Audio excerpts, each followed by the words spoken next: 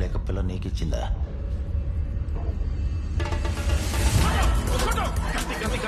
అయ్యో కింద పడిపోయినది. మ్యాక్సిమం తిప్పి ఎంతో మంది అమ్మాయిల జీవితాన్ని నాశనం చేశాడు వీడు. మతన రాక్షసుడు వీడు. హలో, వచ్చింది, చూస్తాను. వాడి సంగతి నువ్వు హీరోయిన్ తర చెప్తావు. ముందు